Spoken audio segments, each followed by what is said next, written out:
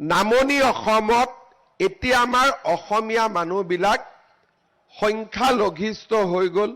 ধুবুৰী, বৰপেটা, প্ৰায় বৰপেটা ৰোড, হাউলি, দৰং, মঙলদৈ, প্ৰতিদিনাই অসমীয়া মানুহে মাটি বিক্ৰী কৰে।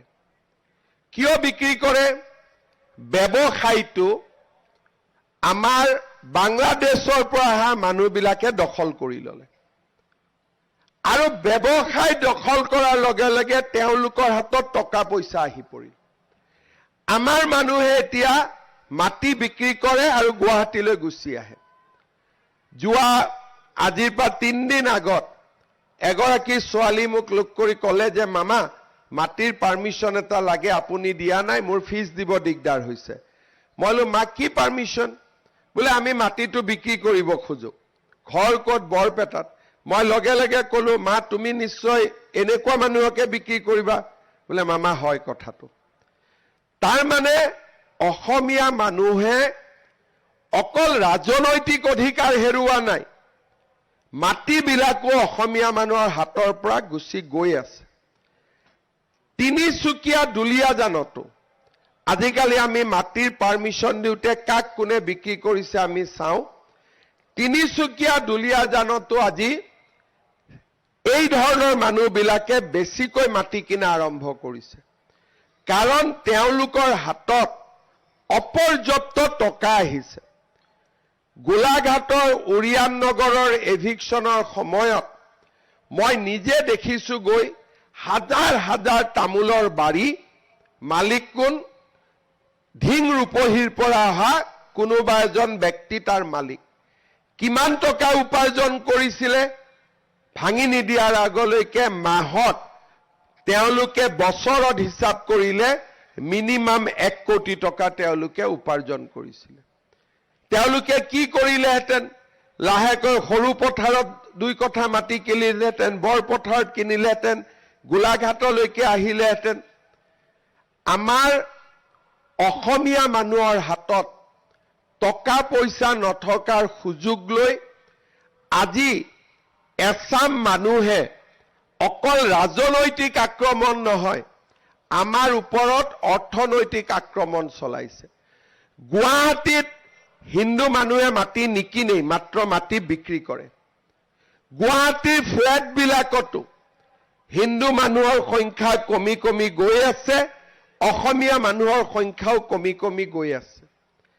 আমাৰ জাতিটো আজি এটা সংকটৰ মুহূৰ্তত থিয় হৈ আছে, ৰাজনৈতিক অৰ্থনৈতিক সকলো ফালৰ পৰা। আপোনালোকৰ মনত আছে 2 বছৰ আগতে এটা সংগঠনে কৈছিল যে যদি আমাক আপাৰ আছামৰ পৰা খেদি পঠিয়াই আমি আপাৰ আছামত মাছ নপঠাওঁ। তাৰ মানে ব্লেকমেইলিং, তেওঁলোকে নিজৰ জীৱনৰ নিয়ম কৰি লৈছে। যদি মাজুলীত ব্ৰিজ এখন বনাব লাগে 300 শ্ৰমিক ধুবুৰীৰ পৰা আহে। যদি 300 শ্ৰমিক ধুবুৰীৰ পৰা আহে 200 জন ঘূৰি যাব, 100 জনটো থাকি যাব। এনেকৈ যদি এতিয়াই আমি সচেতন নহওঁ, অহা 10 বছৰৰ পিছত উজনি অসমৰ জিলাটো আমি সুৰক্ষিত থাকিব নোৱাৰিম।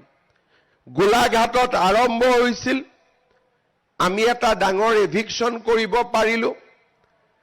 15,000 মানুহৰ নাম খালি ভোটাৰ তালিকাৰ পৰা এইবাৰ কাটা গৈছে। তাৰ মানে আপোনালোকে চিন্তা কৰক, এই 15,000 মানুহে যদি ভোট দিলেহেঁতেন আৰু অহাবাৰ এই সংখ্যাটো 25 হ'লহেঁতেন।